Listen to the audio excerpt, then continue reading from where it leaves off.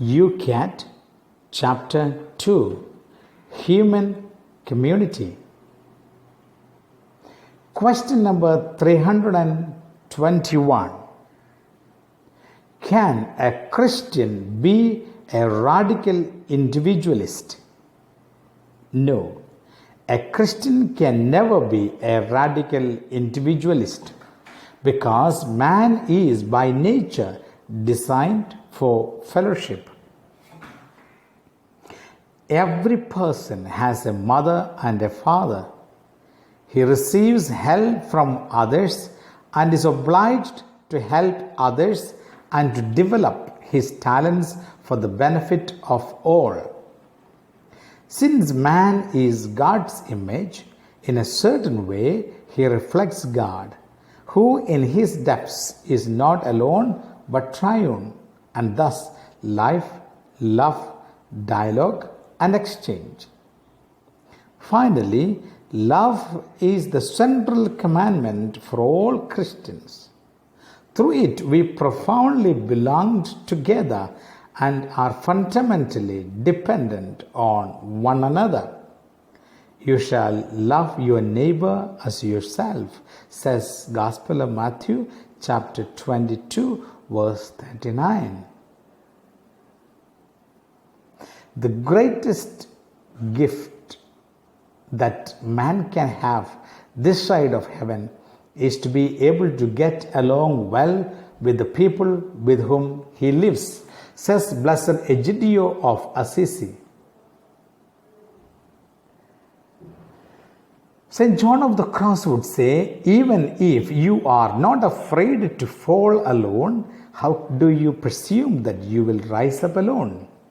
Consider, two together can accomplish more than one alone. Question number 322. What is more important, society or the individual?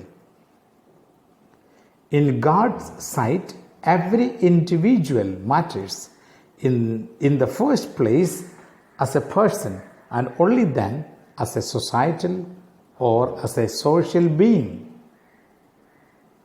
Society can never be more important than the individual person. Man may never be means to a societal end. Nevertheless, social institutions such as the state and the family are necessary for the individual. They even correspond to his nature.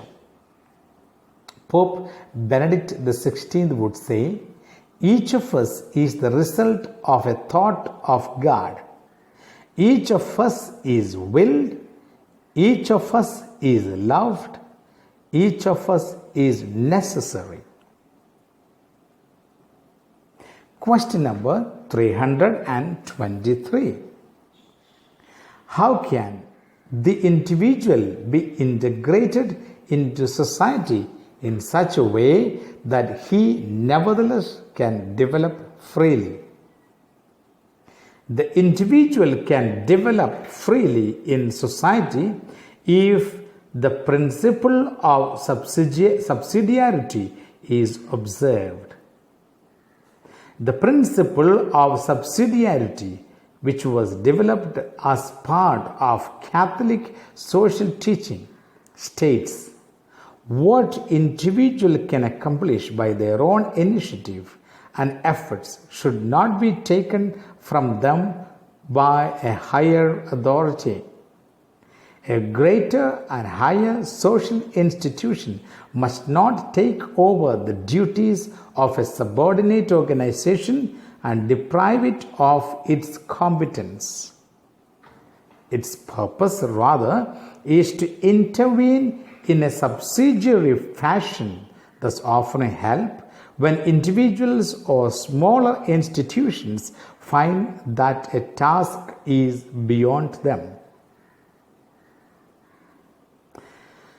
The Catholic social teaching or social principles, the Church's teaching about the ordering of life in society and about the attainment of individual and social justice Its four central principles are personhood, the common good, solidarity, and subsidiarity.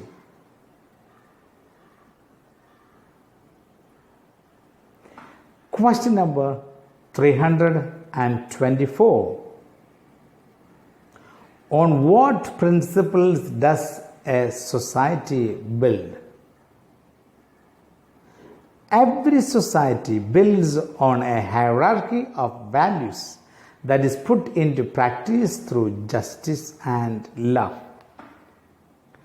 No society can last unless it is based on a clear orientation toward the values that are reflected in a just ordering of relationships and an active implementation of this justice. Thus, man may never be made into a means to an end of societal action.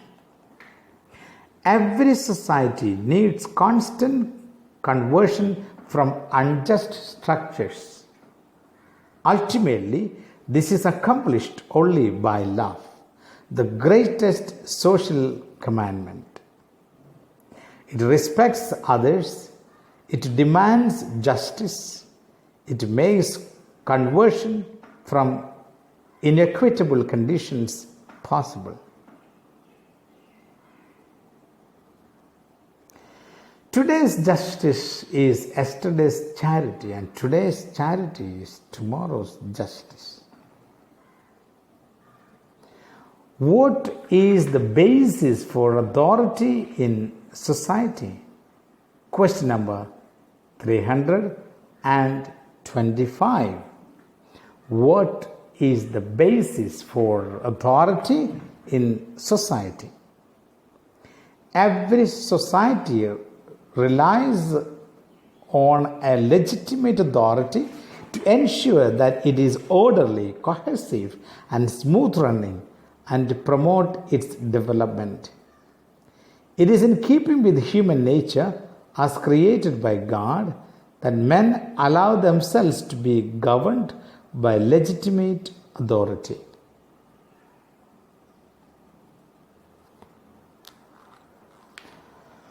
Of course, an authority in society must never originate in the raw usurpation of power, but must have legitimacy under law. Who rules and what form of government is appropriate are left to the will of the citizen. The church is not committed to particular forms of government, but only says that they must not contradict the common good. Pope John Paul II would say, the church values the democratic system in as much as it ensures the participation of citizens in making political choices and guarantees to the governed the possibility both of electing and holding accountable those who govern them and of replacing them through peaceful means when appropriate.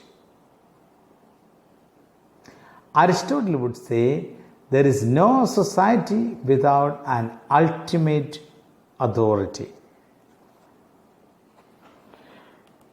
God bless you all.